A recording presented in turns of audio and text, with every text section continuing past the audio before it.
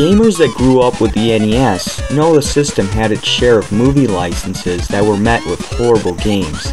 That made us wonder, what exactly were the programmers thinking when they let some of these titles through? Comic book licenses were no exception. As I've said before in my Maximum Carnage review, these are the kinds of games that guarantee some of the worst experiences on the console. But why would Silver Surfer be considered a bad game? You get to ride around on a surfboard in space and shoot giant eyeballs and rubber duckies. I'll tell you why. This is the kind of game that lures in unsuspecting gamers with its colorful graphics and amusing gameplay to mask its brutally wicked difficulty. Silver Surfer was made by Virgin Interactive, a company infamous for its mediocre games like MC Kids and Color a Dinosaur. Silver Surfer was one of those games that you go into the store, spend $50 on, play it once, then it collects dust for the rest of eternity. Nobody actually sat down and tried to beat these games. The game Silver Surfer falls into the near impossible selection of games, along with Ninja Gaiden, Teenage Mutant Ninja Turtles, and Castlevania. These were the kinds of games whose difficulty was so intense, they actually prevented players from being able to complete them. And since it's been a while, I think it's time to put my gaming skills to the ultimate test, to see if I can finally beat Silver Surfer. It begins with one of the most vague intros in video game history. Silver Surfer is summoned by Galactus to retrieve parts to a death machine called the Cosmic Device that has the power to stop the evil forces of the Magic Kingdom from entering their universe. You know what would be nice? If they actually explain what this magic domain is. But instead we're given a World Select screen. Look familiar? Yeah, looks like another certain NES game that comes to mind. Yeah. So you choose which world you want to enter, and this is when the game begins. You control Silver Surfer as he fends off hordes of green heads, drones, and a manifold of turrets. This is when things start to get criminally insane. How would you like to weave your way through a swarm of projectiles being fired at you from all directions? Not very much, huh? And at this point, you're finally starting to realize what makes this game so hard. It's the fact that you can't touch anything. You touch the ceiling, you die. You touch the floor, you die. You touch the columns, you die. You die, you die, you die. And every time you die, a screen with Silver Surfer pops up that spells out failure. That right there sums up exactly how I feel about this game. You'll see this screen so many times, it'll be imprinted in your brain. It's as if they programmed the game saying, hey, this needs an expert setting, but forgot to throw it into the menu screen.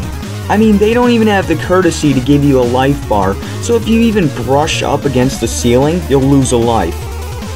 But one fair thing I can say is there's no game overs. Well, technically there isn't. It says game over when you use up all your lives, but you're always put back at the stage you died at.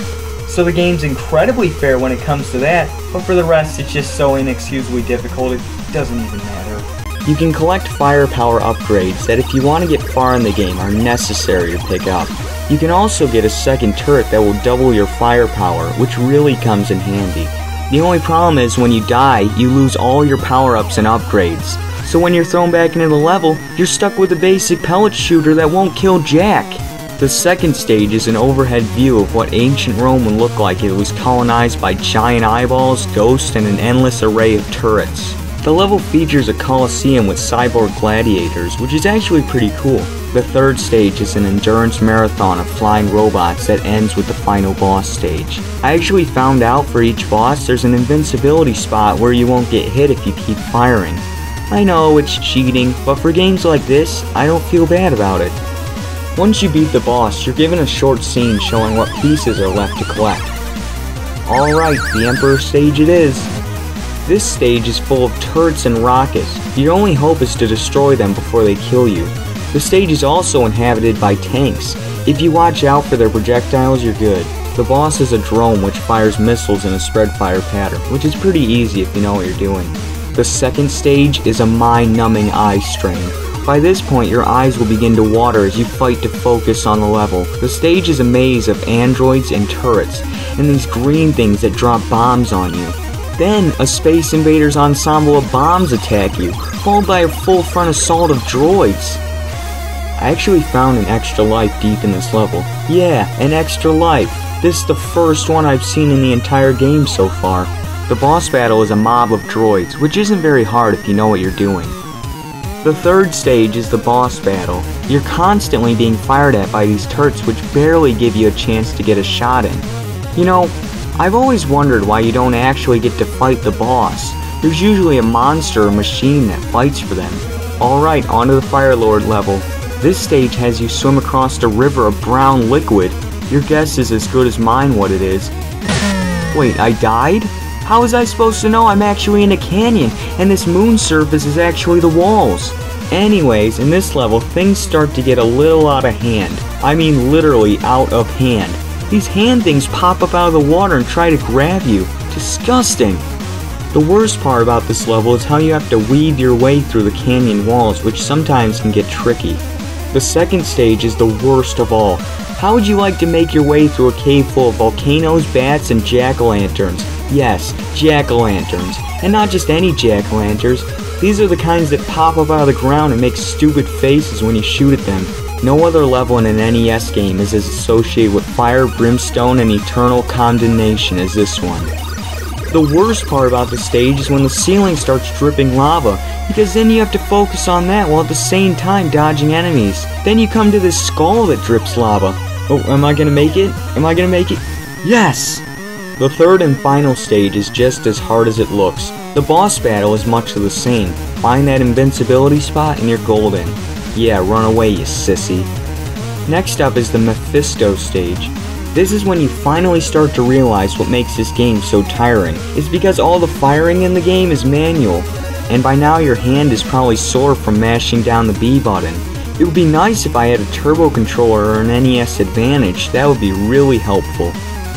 So in this stage, you must fend off a never-ending onslaught of ghosts that move in unpredictable patterns.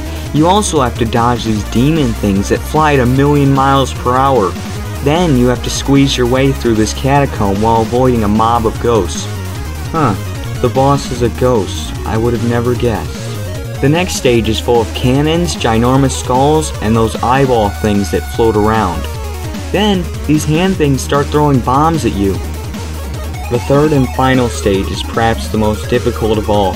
For one thing, the enemies and projectiles multiply, and the boss battle has projectiles from all directions being fired at you. Okay, on to the reptile stage. You're in what seems to be the final stretch of the game. Well, you're in the last world, but I guarantee you, these last final stages will make you so mad you want to tear your hair out. The first stage is just ridiculous. You swim underwater shooting fish, frogs, and rubber duckies.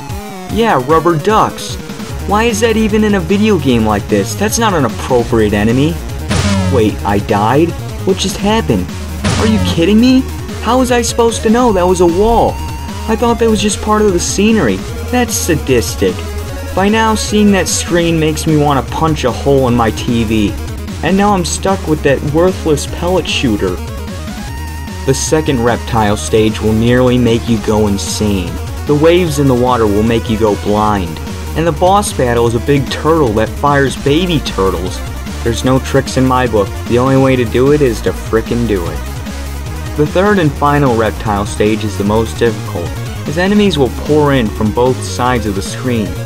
Now is a good time to mention you can change which direction your turret fires by pressing the A button, which for these stages is really helpful. The boss battle is a giant dinosaur, which I don't think needs an explanation on how to beat.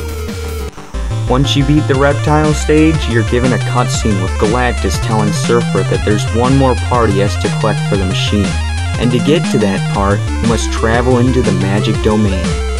Wait, pause for a minute. What's up with Galactus? All of a sudden his colors change. In the cutscenes he's seen in an orange color, now he's purple? I know it's trivial, but seeing mistakes like that in a video game is a real pet peeve of mine.